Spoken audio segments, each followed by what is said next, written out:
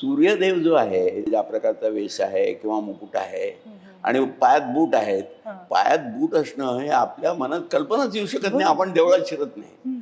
तर देव देव कसा घालतो अशी कल्पना आली असेल. परंतु प्रत्येक कला आणि प्रत्येक गोष्ट जी असते ना, ती आजूबाजूचा जो भोवताल आहे, हां.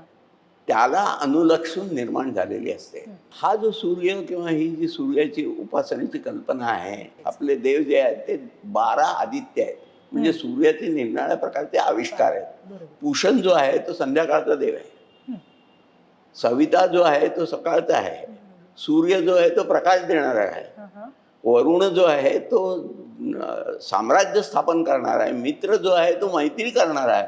ही सगळी आदित्यची स्वरूप आहेत. Okay, okay. तर ह्याच्यापेक्षा एक वेगळ्या अशा प्रकारची सूर्याची कल्पना जी आहे ती अवेस्त्यामध्ये आली.